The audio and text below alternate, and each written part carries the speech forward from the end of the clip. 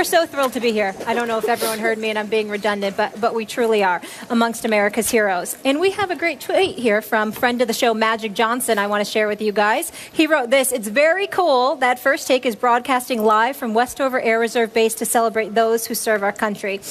And yes, it is. And we didn't get a shot at the top of the show to say that we want to thank all of you servicemen and servicewomen, not only here but around the world, for all that you have done and will do for the greatest country in the world. We appreciate that. Thank you. There's always something for me to add, but I can't say it any better than that. This is the first time for everything for Skip Bayless. He was perfect. Thank you. Thank you so much for having us and all the hospitality.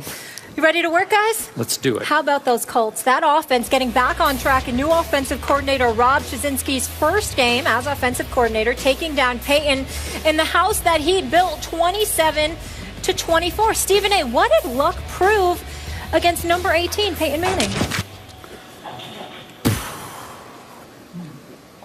This saddens me to say this. He proved that he needed a new offensive coordinator. Ooh. That's a rough statement. I feel bad because I like Pep Hamilton a lot, who was unceremoniously relieved of his duties last week. But when you look at the fact that Andrew Luck was third worst in terms of completion percentage coming into the game against the blitz, and then last night he was 16-26 for 190 yards and 2 touchdowns against the blitz.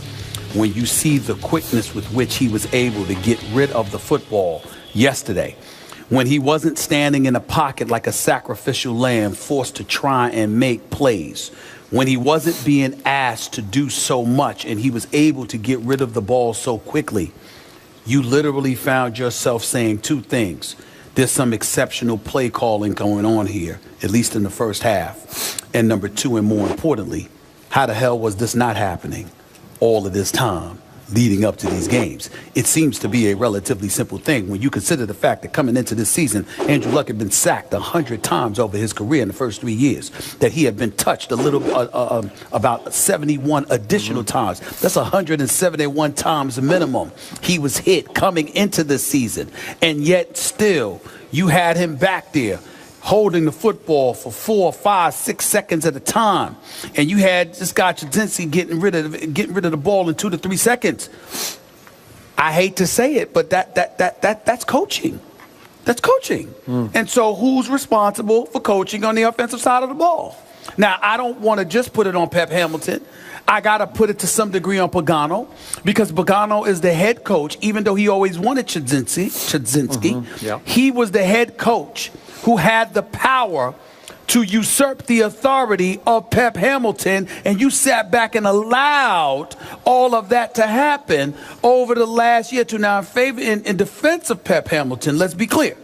They went to the divisional playoff game the last 2 years and then the AFC championship game last year. So it's not like the man didn't know what he was doing, and it's not like he hasn't done something right. I'm just answering the direct question as to what entered my mind yesterday as I watched this team against this defense for the Denver Broncos. I couldn't believe how quickly Andrew Luck got rid of the football. I couldn't believe he didn't throw 1 interception. I couldn't believe he was just sacked once. And then I looked and I went back and I watched how quickly he was getting rid of the ball, and I saw the play calling. Certainly they were assisted by the complete absence of a running game on the part of Denver, who went away from everything that worked for them, especially against the 28th ranked defense against the rush. Why would you start running the damn football? Makes no sense whatsoever. But in the end, that was a culprit, but the other culprit was that the play calling was definitely flagrantly different and exceptionally better than what we had seen from the Colts the previous 7 to 8 games. Man, I cannot blame Pep Hamilton for what happened yesterday. Okay. He's a fine young coach. He is. He's fast-tracking to become a head coach in this league. He was. And this is going to set him back. Yeah. But I remind you, and you pointed it out, remember, Andrew Luck beat Peyton at Denver in the playoffs last year. That's right. Well, that wasn't Pep's fault, right? I mean, No. you got to give him some credit for that. He gets credit. All right, that's why I brought up the victories. Yeah, I got it. So here's my takeaway from yesterday. I don't know why this happens, but Andrew Luck plays great against Peyton Manning, and not so great against everybody else. Inspired? I don't know, because that's 4 times they have met head-to-head. 3-1. 3-1. Andrew Luck, 2 at home, 1 at Denver. Wow, that's pretty great. And in those 4 games, Luck's QBR is 73 on a scale of 0 to 100, and Peyton's is only 56. But over the last 4 years, in their head-to-head battles since Peyton got kicked out of Indy and they drafted Luck, in those 4 years, Peyton has led the NFL in QBR, while Andrew Luck's QBR has fallen each year, all 4 years, all the way down to 30th in the NFL going into yesterday's game. Right. And what happened yesterday? Peyton played okay yesterday. He played pretty well, actually. They were both 21 of 36. Peyton threw for a few more yards, 281 to 252 for Luck.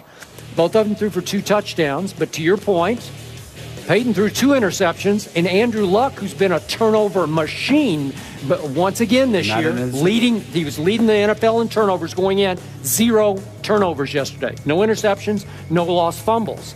So I look at what happened and I say, what are you doing? Well, it's just he gets up for one guy. And after that, he has decent games against other quarterbacks too. But in the end, he's been mostly a disaster this year, except for one game against Peyton Manning. I'm sorry, I can't blame that on Pep Hamilton. I think I credit to that Andrew Luck loves to play against Peyton Manning, and I think Peyton feels a little pressure when he plays against Andrew Luck. I think clarification needs to be made here.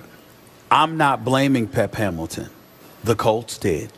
They fired their offensive coordinator in the middle of the season. That just doesn't happen very often. It doesn't. And not only did you do that, but then you come back the very next week against one of the top-ranked defenses in all of football, and you look like a completely different offense. Skip, if Andrew Luck, if the same plays were being called, and it took the same amount of time to get rid of the football, and the same things were transpiring, you'd have me. But when you quicken the pace, when you dip and dunk, when you get rid of the football inside of 3 seconds, when you do everything that you were not doing for the previous 8 games, how can I not look at the offensive coordinator they just fired? Now, if you want to sit there and say to me, it's Pagano, it's not Pep Hamilton, I'm all ears. But it had to be somebody, because Andrew Luck didn't do that on his own. Somebody was telling him, 3-step drop.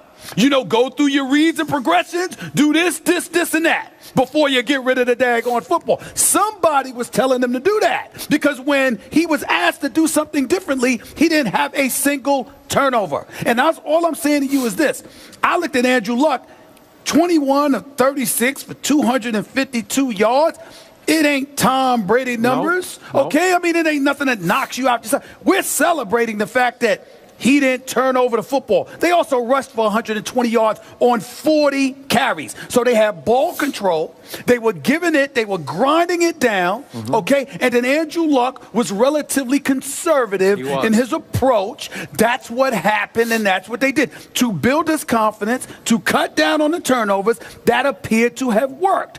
It is something that seems simple enough for Pep Hamilton to have exercised. Maybe it's not his fault, Skip. Maybe it's Pagano. And I have a problem. Me personally, I have a problem with Pep Hamilton being let go in the middle of the season, because talk about aspirations for becoming the head coach. If something could do irreparable harm to your reputation, it's getting fired in the middle of the season. If you let him go at the end of the season, well, we decided to move in a different direction. I decided to move on our merry way. We agreed to the parting of the ways. No, you leave 8 games into the season, your behind was fired. Okay? And that implies that it is your fault. Now, that's not me.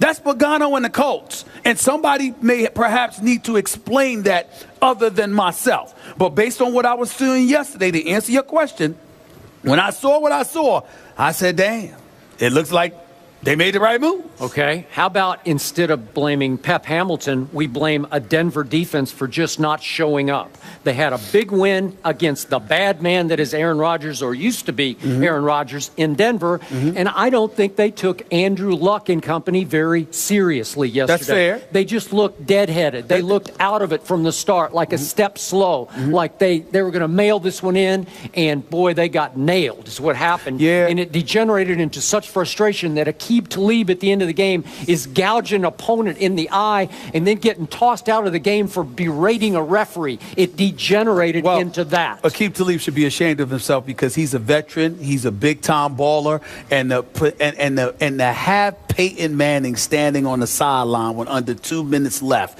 knowing that he's aching to get back on the field and win this game, and you nullify that with a stupid, idiotic brain lock penalty by poking somebody in the eye, he should be ashamed of himself. Having said all of that, Indianapolis did jump out to a 17-0 lead. A special teams return to end the first half, ultimately changed the momentum. And then after that, the score was tied, not just once but twice. So I'm looking at it from the perspective that regardless of what Denver did, they were still in this position to win, and something the Indianapolis Colts did prevented that from happening, at least contributed to it. So all I'm saying is, you're right.